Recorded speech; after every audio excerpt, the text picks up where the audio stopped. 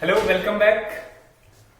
We are going through Kingdom Plantae and we are done with the different groups belonging to Kingdom Plantae such as algae, bryophytes and pteridophyte. And today we are dealing with two major groups. The plants belonging to these groups we can see everywhere surrounding us, and these are gymnosperms and angiosperms. तो आज जो हम देखने वाले हैं, जिन plant के groups को देखने वाले हैं, वो है जिम्नोस्पर्म्स और एंजियोस्पर्म्स। तो सबसे पहले हम जिम्नोस्पर्म्स से स्टार्ट करते हैं। जैसे कि आपको पहले कभी भी हम किसी भी ग्रुप की क्लासिफिकेशन देखते हैं तो हमें उसमें क्या देखना होता है। सबसे पहले हैबिट एंड हैबिटेट के प्लांट कहां पाया जाता है, किस हैबिटेट में पाया जाता है, क्या हैबिट्स है उसके, ट्री लाइक है, श्रब लाइक है, हर्ब लाइक है, ठीक है, यूनिसेलुलर, मल्टीसेलुलर, ये सारा जो है कहां देखा जाता है, हैबिट और हैबिटेट में। उसके बाद हम नेक्स्ट देखते हैं कि प्लांट की जो मॉर्फोलॉजी में हम क्या क्या स्टडी करते हैं, उसके स्टेम को, लीव्स को, वेदर अगर है अवेलेबल ये सारी चीजें तो इनको हम स्टडी करते हैं कि क्या डिफरेंशिएशन है इनके बीच में। और उसके बाद जो है हम इनकी जो रिप्रोडक्टिव स्ट्रक्चर्स जैसे कि मेल और फीमेल गैमेटोफाइट या स्पोरोफाइट जो भी अवेलेबल होते हैं इनके ऊपर, वो सारा स्टडी करते हैं। और लास्ट में हम economic important. In the same way we are going through gymnosperms and in gymnosperms we will first conclude the what gymnosperm means। तो सबसे पहले जिम्नोस्पर्म है क्या उसके बारे में हम जानते हैं। जिम्नोस्पर्म्स निकला है जिम्नोस और स्पर्मा से। दो ग्रीक वर्ड्स हैं। जिम्नोस का मतलब है नेट और स्पर्मा का मतलब है सीड्स। तो ऐसे प्लांट्स जिनके अंदर सीड्स होते हैं उनको जिम्नोस्पर्म्स कहते हैं। जैसे कि हमने अभी तक जो क्रिप्टोगैम्स में पढ़ा कि क्रिप्टोगैम्स के अंदर वो प्लांट्स आते हैं जिनके अंदर सीड्स नहीं होते। Now we are talking about those plants which possess seeds and the angiosperms and gymnosperm belong to that। तो जिम्नोस मीन नेट और स्पर्मा मीन सीड। तो वो कोई भी प्लांट जिनके सीड्स कवर्ड नहीं होते, जिनके बाहर से ओरिवाल नहीं होती, तो उनको हम जिम्नोस्पर्म्स के अंदर इंक्लूड करते हैं। जैसे कि आप अगर देखोगे you are belong to the Doda and you see that lot of forest are here and these forest include the conifers, the cedrus, that is deodar is there, that pine is there, Pinus is there, then Texas is there and lot of trees are there। बहुत beautiful forest होते हैं ये। तो यहाँ पे जो है ये सारे के सारे फॉरेस्ट किससे बने हैं? जिम्नोस्पर्म से। आप अगर इनके अच्छे से अगर एक बार जंगल में जाके देख लो तो इन जो हमारे कॉनिफर्स जो है मोस्टली यहाँ पे प्रेजेंट है, तो उनके अंदर कॉन्स होती है, इसलिए इनको कॉनिफर्स कहा जाता है। कॉन्स क्या है? मेल और फीमेल कॉन्स होती है जिसके ऊपर जो है आपका मेगास्पोरेंजियम और माइक्रोस्पोरेंजियम डेवलप करता है। तो वो इसके मेल एंड फीमेल पार्ट है। तो चलो स्टार्ट करते हैं जिम्नोस्पर्म के सबसे पहले हैबिट और हैबिटेट पे।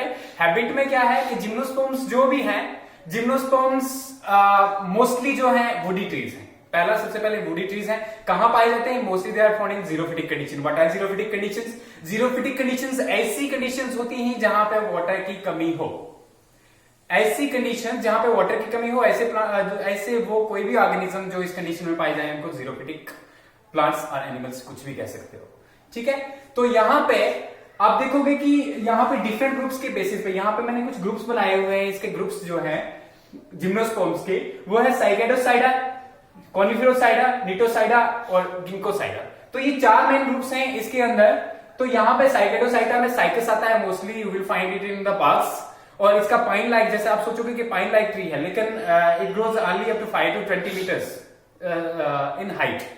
तो इतना ही जो है ज्यादा 5 फीट टू 20 फीट इतना ही इसकी हाइट होती है, इससे ज्यादा इसकी हाइट नहीं होती। इसके लीव्स अगर आप देखोगे तो उसके लीव्स जो है आपको दिखेंगे पाइन की तरह, ठीक है। तो यहाँ पे पाम लाइक, सॉरी पाइन की तरह नहीं, पाम लाइक, पाम होता है खजूर का पेड़ जैसा होता है, उसी टाइप के आपको इसके लीव्स दिखेंगे। अब इसके बाद अगर हम कॉनिफर्स पे चलते हैं, जैसे मैंने पहले बताया आपको कि हमारा देवदार जो है, चीड़ जो है, ठीक है। तो ये सारी जो है ये पेड़ जो है कॉनिफर्स के अंदर आते हैं। इनके अगर आप लीव्स को देखोगे तो इनके लीव्स जो है आपको जो है निडल शेप दिखेंगे, वो हम लीव्स में डिस्कस करेंगे। हैबिटेट तक इतना ही है। पहले स्टेम जो है वो ब्रांच भी हो सकती है, अनब्रांच भी हो सकती है। ब्रांच के केसेस में if you are talking about branched you will find citrus, deodar and then is Pinus, जिसको हम चीड़ कहते हैं अपनी भाषा में। तो ये सारे जो है ब्रांच भी हो सकती है, अनब्रांच भी हो सकती है, जीरोफिटिक कंडीशन में पाए जाते हैं। ये इनका हैबिटेट है। उसके बाद नेक्स्ट चलते हैं हम, स्टेम के बाद आता है हमारा लीव। तो लीव्स के अंदर देखिए, लीव्स के अंदर डिफरेंट टाइप के लीव्स डिफरेंट ग्रुप्स में पाए जाते हैं, लेकिन mostly they are adapted to xerophytic conditions. तो मेनली प्लांट्स का जो अगर देखा जाए हमारे जो जिम्नोस्पर्म्स हैं, तो तो ये जीरोफिटिक कंडीशन में इनके लीव्स की वजह से सस्टेन करते हैं। You will find that these conifers can be find 30 degree -30 degree तक भी पाए जाते हैं। तो इनके अंदर वो हम रूट्स के अंदर डिस्कस करेंगे कि क्यों पाए जाते हैं, क्या रीजन है इसके पीछे। ओके, लीव्स के अलावा तो लीव्स में दो टाइप्स के लीव्स मिलेंगे आपको साइकस के अंदर। साइकेडोफाइटा जो है आपका साइकेडोफाइटा, इसमें मिलेगा आपको पाम लाइक लीव्स, जैसे खजूर का पेड़ होता है उस लाइक लीव्स मिलेंगे। उसके बाद हम कॉनिफेरोफाइटा, निटोसाइडा और गिंकोसाइडा की अगर बात करें, कॉनिफेरोसाइडा में आपको जो है इसमें मिलेंगे नीडल शेप लीव्स, नीडल की तरह, सुई की तरह लंबे लंबे जो है होते हैं। अगर सीड्रस में देखोगे छोटे बिल्कुल सुई के जितने ही होते हैं, लेकिन अगर पाइनस में आप देखोगे तो पाइनस में इसमें लंबे लंबे लीव्स जो है वो पाए जाते हैं। Now coming to Gnetopsida, Gnetopsida is the most advance of all this Ginkgopsida, Gnetopsida and Ginkgopsida are advance, but Ginkgopsida is more advance. तो इनके अंदर जो है आपको ब्रॉड लीव्स मिलेंगे। तो ये सारा जो है डिफरेंस इनके अंदर लीव्स के अंदर पाया जाता है। उसके अंदर नेक्स्ट चलते हैं हम रूट्स के ऊपर। रूट्स में क्या डिफरेंशिएशन है, what is the differentiation in the roots in gymnosperms. तो जिम्नोस्पर्म्स के अंदर अगर आप रूट्स को देखोगे तो रूट्स जो है mostly it is taproot system.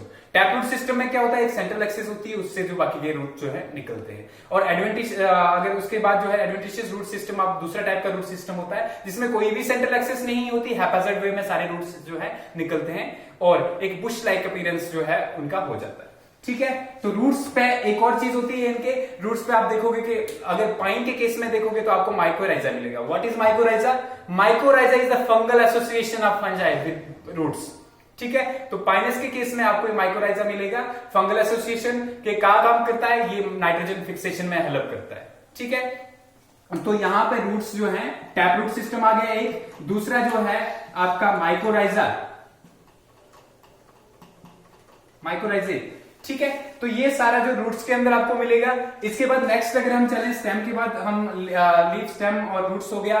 इसके बाद हम चलते हैं नेक्स्ट जो है रूट्स के अंदर। मैं आपको बोल रहा था कि कुछ इंपॉर्टेंट चीज होती है जो जीरोफिटिक कंडीशंस में इनको जो बचा के रखती है।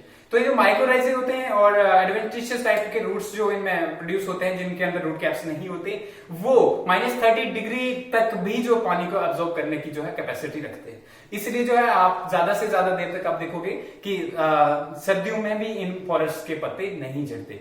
और लीव्स में एडेप्टेशन की अगर बात करेंगे, क्या एडेप्टेशन है जीरोफिटिक? थिक कटिकल होता है, बाहर वाला जो कवरिंग होती है लीव्स की बहुत कटिकल थिक होती है, जिसकी वजह से इवेपोरेशन जो है वो लीस्ट पॉसिबल है। और अगर लीव्स के अंदर इसके अलावा देखा जाए तो संकन स्टोमाटा होते हैं। What are stomata?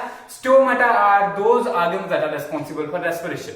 ठीक है, प्लांट के अंदर जो भी रेस्पिरेशन के लिए, ऑपरेशन के लिए जो पानी वहां से रिमूव होता है या एक्सचेंज ऑफ गैसेस होती हैं, वो स्टोमाटा के थ्रू होती हैं। और स्टोमाटा कहां पाए जाते हैं? लीफ के सरफेस पे। मोस्टली जो है आप देखोगे कि एबैक्सियल और एडैक्सियल दो लीफ के सरफेस होंगे जो हम आगे पढ़ेंगे। तो मोस्टली जो है एबैक्सियल सरफेस पे ही पाए जाते हैं। ठीक है, तो यहां तक हो गया। इसके बाद हम नेक्स्ट जो चलते हैं, नेक्स्ट चलेंगे हम इसके इंपॉर्टेंट एस्पेक्ट जो है इसके ऊपर। इंपॉर्टेंट एस्पेक्ट क्या है कि इनमें जो है जो रिप्रोडक्शन का प्रोसेस है, रिप्रोडक्शन कैसे होता है? रिप्रोडक्शन इनके ऊपर होता है कॉन्स की हेल्प से। ठीक है, कॉन्स की हेल्प से क्या होता है? मींस इनके स्पोरोफिल्स आपने जैसे करके आपने पढ़ा था रिसेंटली, हमने पीछे जो अपना टेरिडोफाइट्स पढ़ा, टेरिडोफाइट्स के अंदर हमने पढ़ा कि स्पोरोफिल्स आर लीव्स। तो यही इसी टाइप के लीव्स इनमें भी होते हैं, लेकिन दे आर कंडेंस। अब यहाँ पे कंडेंस हो जाते हैं वो लीव्स, और कंडेंस करने के बाद जो है और कंपैक्ट मास बनाते हैं। जब सारे के सारे लीव जो है इकट्ठा हो जाते हैं तो एक कंपैक्ट मास बनाते हैं, और उस कंपैक्ट मास को हम क्या कहते हैं? कॉन कहते हैं। और ये कॉन दो टाइप्स की होती है, मेल कॉन और फीमेल कॉन। आप अगर देखोगे मेल कॉन और फीमेल कॉन, आपको अगर जैसे करके आप पाइन के ऊपर देखोगे तो पाइन के ऊपर आपको फीमेल कॉन आप बहुत सारे लोगों ने देखी होगी। तो इस टाइप की कॉन होती है।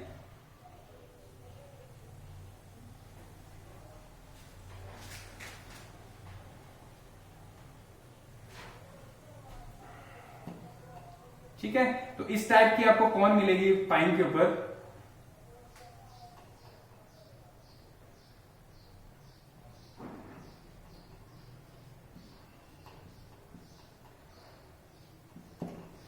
इस कॉन में क्या होता है कि इसके कॉन के ये जो पार्ट्स हैं इनको हम कहते हैं मेगास्पोरोफिल्स, मेगास्पोरोफिल्स। ठीक है, और ये वुडी होते हैं। अगर फीमेल सॉरी मेल कॉर्न को आप देखोगे तो मेल के वुडी नहीं होते, मेल के जो है जब ड्राई होते हैं उसके बाद जो है वो थोड़ा सा वुडी अपीयरेंस होता है, लेकिन दे आर जस्ट लाइक जैसे कि एक छिलका होता है उसी टाइप का होता है, कवर की तरह। तो यहाँ पे इन जो आपके जो स्पोरोफिल्स दिख रहे हैं इसके बीच में आपको ओव्यूल्स मिलता है। मोस्टली अगर देखोगे तो इनके अंदर पॉलिनेशन होता है। सबसे पहले होता क्या है, ये मेगास्पोरोफिल्स जो है अरेंज होते हैं एक कॉन की शेप में, और ये सारे के सारे मेगास्पोरोफिल्स जो है स्पाइरली अरेंज होते हैं। स्पाइरली मींस जो होता है कि गोल अरेंजमेंट होता है इनका, सर्कल की टाइप में, एक सर्कल फिर नीचे सर्कल फिर दूसरा सर्कल।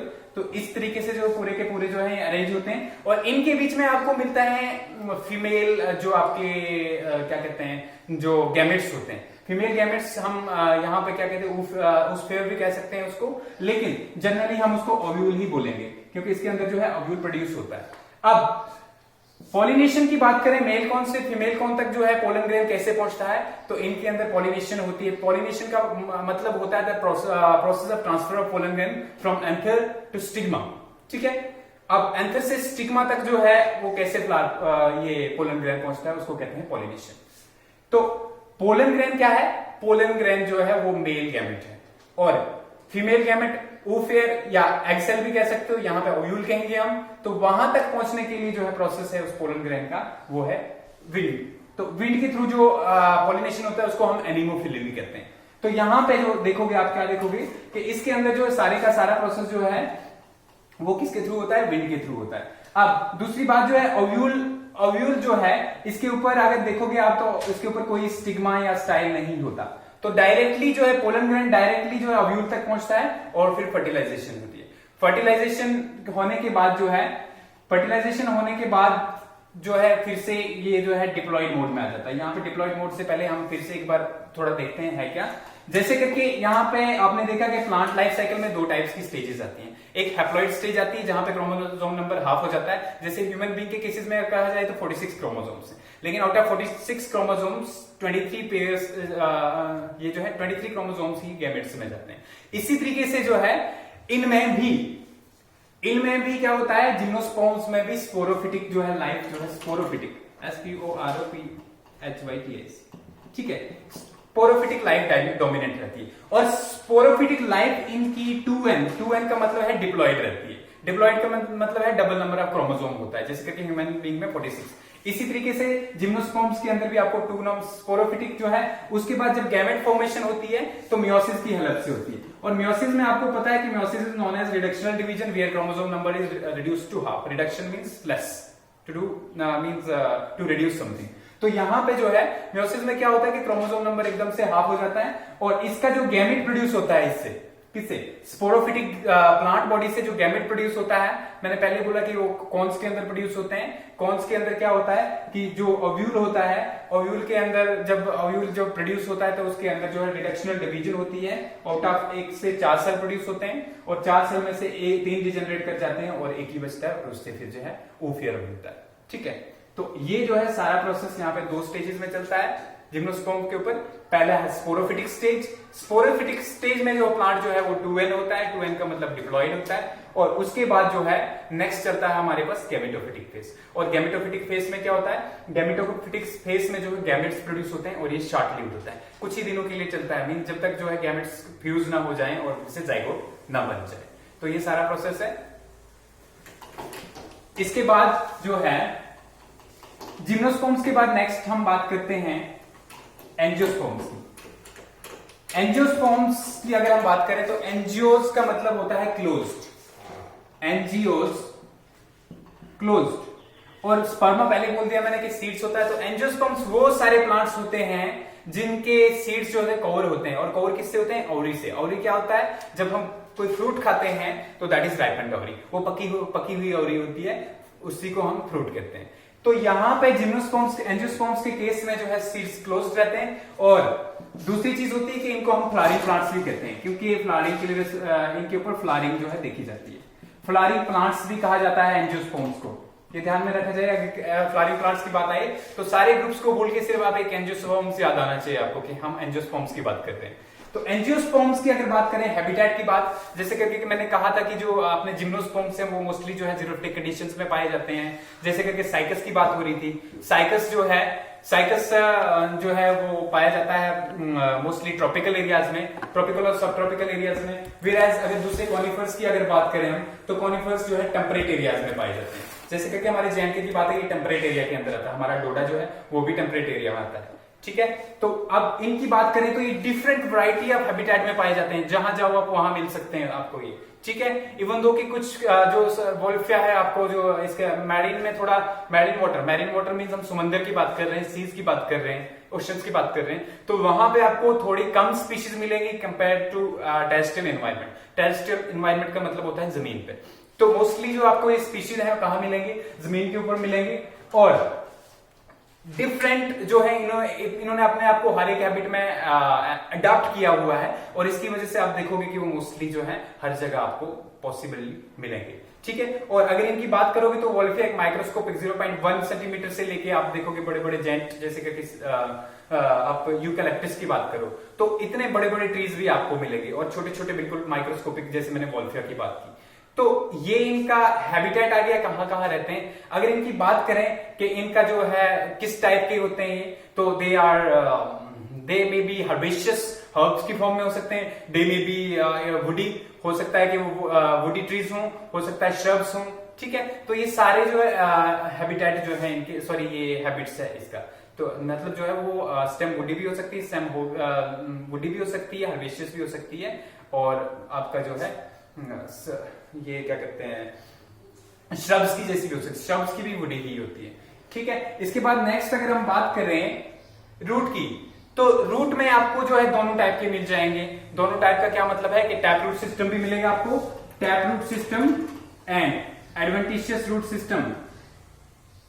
इस सारी चीजों को हम आगे पढ़ने वाले हैं, उसके बाद आपको ज्यादा क्लियर होगा कि टैप रूट क्या होता है, एडवेंटिशियस रूट क्या होता है, जो स्टेम के क्या डिफरेंशिएशन होते हैं। लेकिन फिलहाल हम यहां तक इसको इतना याद रखें कि हमारे पास जो इसमें टैप रूट सिस्टम भी होता है। टैप रूट सिस्टम में देखो एक सेंट्रल रूट होता है और उससे ही बाकी रूट निकलते हैं। जब हम एडवेंटिशियस रूट की बात करें, ये एडवेंटिशियस रूट है, इधर से ही सारे के सारे जो है रूट्स निकलेंगे, ठीक है। तो सारे के सारे रूट्स, इसमें कोई जो है सेंट्रल एक्सेस नहीं होगा जिससे फर्दर ब्रांचिंग नहीं होगी। तो आप यहां से जान गए कि यहाँ पे इसमें दो टाइप्स के रूट्स प्रेजेंट होते हैं, ठीक है। इसके बाद अगर बात करें नेक्स्ट अगर बात करें तो दूसरी बात जो है स्टेम की बात हो रही है। स्टेम जो है, स्टेम पहले बता दिया मैंने, कहीं इनका हर्बेशियस स्टेम भी हो सकता है, ठीक है। जैसे करके आप देखोगे कि या कंडेंस्ड फॉर्म में स्टेम में, जैसे करके ग्रासेस में आप देखोगे कंडेंस्ड फॉर्म में स्टेम होती है, ठीक है। तो ग्रासेस में एडवेंटिशियस रूट सिस्टम होता है, वहां पे टैप रूट सिस्टम नहीं होता। और स्टेम अगर बड़े बड़े ट्रीज में बात करें तो वुडी स्टेम होती है, ब्रांच्ड होती है। तो अगर मोनोकॉट्स की बात करें, यहाँ पे दो डिविजन है फिर से एंजियोस्पर्म्स में, मोनोकॉट्स एंड डाइकॉट्स। मोनोकॉट्स और डाइकॉट्स की अगर हम बात करें, मोनोकॉट्स में आपको मिलेगा कि स्टेम जो है मोस्टली अगर होगी भी तो हर्बेशियस होगी, जैसे करके आप मेज में देखते हो, मक्की के प्लांट में देखते हो। और इनकेस अगर बाकी वाले उनमें देखो डाइकॉट्स में, तो स्टेम जो है वो आपको किस टाइप की दिखेगी, स्टेम आपको जो है वुडी टाइप की दिखेगी। अब इसके बाद नेक्स्ट हम चलेंगे, स्टेम के बाद लीव्स की बात करेंगे। लीव्स जो है मोस्टली टू टाइप्स के इनमें मिलेंगे आपको। कैसे टाइप के मिलेंगे, सिंपल लीव्स और कंपाउंड लीव। सिंपल लीव्स ऐसे लीव्स होते हैं जो एक ही लेमिना से बने हों, जिसमें एक ही लीफ हो, सिंपली समझो। और कंपाउंड लीव जो ऐसे होते हैं जहां पे जो है एक मिडलीफ के ऊपर जो है बहुत सारे लीफ आपको अलग अलग मिलेंगे, तो यहां पे जो है इनको हम कंपाउंड लीफ कहते हैं। तो आपको एंजियोस्पर्म्स में ढेर सारे टाइप के प्लांट्स मिलेंगे। इसके अलावा जो अगर लीफ के ऊपर आप वेनेशन टाइप देखोगे तो मोनोकॉट्स में आपको पैरेलल टाइप की वेनेशन देखोगे। मक्के के प्लांट्स में अगर वेनेशन देखोगे वीन्स किस टाइप की होती है, तो वीन्स जो है पैरेलल होंगी। तो जब दूसरे वाले आप लीव्स के ऊपर देखोगे, जैसे करके हमारा जो है मैंगो ट्री आ गया या हमारा एप्पल आ गया, इनके ऊपर जब आप देखोगे लीफ के ऊपर जो वेनेशन किस टाइप की, तो इसको हम रेटिकुलर वेनेशन कहते हैं। पहले एक से दूसरी मिडरिब से जो बाकी वाली जो है वेन्स निकलेंगी और उनसे फर्दर वेन्स निकलेंगी। तो ये सारा प्रोसेस जो है, इसको जो है ये लीव्स के अंदर डिफरेंट टाइप्स के लीव्स जो है यहाँ पे पाए जाते हैं। तो लीव्स के बाद हम स्टेम लीव्स के बाद हम चलते हैं नेक्स्ट स्टेम लीव्स, और इसके बाद हम नेक्स्ट चलते हैं अगर फ्लावर्स के ऊपर। देखिए वहां पे जिम्नोस्पर्म्स के केस में जो है लीव्स जो हैं उनको हम स्पोरोफिल्स कहते हैं। सॉरी, ये जो कौन से है वो स्पोरोफिल्स से बनती है, जिनको माइक्रोस्पोरोफिल और मेगास्पोरोफिल्स कहा जाता है। और इनके केस में फ्लावर प्रेजेंट होता है। फ्लावर जो है, फ्लावर दो पार्ट से बनता है, एक एसेसरी पार्ट, एक रिप्रोडक्टिव पार्ट। एसेसरी पार्ट्स में आपको जो सेपल्स और पेटल्स मिलेंगे, और रिप्रोडक्टिव पार्ट्स में एंथर स्टिग्मा, जिसको हम फर्दर आगे पढ़ने वाले हैं, उसको हम वहीं पे ब्रीफली जो है फर्दर पढ़ेंगे। अब देखिए, अगर बात करें इनकी इकोनॉमिक इंपॉर्टेंट की, तो जिम्नोस्पर्म्स जो है, जिम्नोस्पर्म्स हमारे लिए इसलिए इंपॉर्टेंट है क्योंकि उनसे हम टिम्बर निकालते हैं। जैसे कि आपके घर में जितनी सारी लकड़ी लगी होगी तो जिम्नोस्पर्म आपने देवदार या चीड़ से लाई होगी। इसी तरीके से जो एक एफिड्रा एक प्लांट है जो रेस्पिरेटरी एलिमेंट के लिए यूज हो जाता है। इसके अलावा एक टैक्सिस एक स्पीशीज है, टैक्सिस से जो है अभी रिसेंटली जो कैंसर का ड्रग जो है निकाला जा रहा है, तो वो इंपॉर्टेंट है। इस जिम्नोस्पर्म्स की बात करें तो जिम्नोस्पर्म से एवरीथिंग हमें मिलता है, चाहे हमें खाने की चीजें मिले जो हमारे फूड्स हैं, पल्सेस हैं, इसके अलावा फॉडर है जो हमारे पेट एनिमल्स हैं उनके लिए। तो ये सारी चीजें जो जिम्नोस्पर्म से आपको मिलती हैं, तो इकोनॉमिक इंपॉर्टेंट है, जहां से भी हम बेनिफिट उठाते हैं तो उसको हम इकोनॉमिक इंपॉर्टेंट देते हैं। तो दस कंक्लूडिंग, जिम्नोस्पर्म्स में नेक सीड्स, एंजियोस्पर्म्स में covered seeds, covered with ovary. And अगर जिम्नोस्पर्म्स की बात करें, they are found in the xerophytic conditions, and angiosperms are found in almost every type of climatic condition. And further बात करें differentiation, तो differentiation में यही है कि वुडी हो सकते हैं मोस्टली जो अपने जिम्नोस्पर्म्स हैं, और वो जो है हर टाइप के हो सकते हैं, हर्बेशियस भी हो सकते हैं और वुडी भी हो सकते हैं। तो ओके, नेक्स्ट टॉपिक में हम पढ़ेंगे जो है फ्लावरिंग प्लांट्स की मॉर्फोलॉजी। तो इट्स एनफ।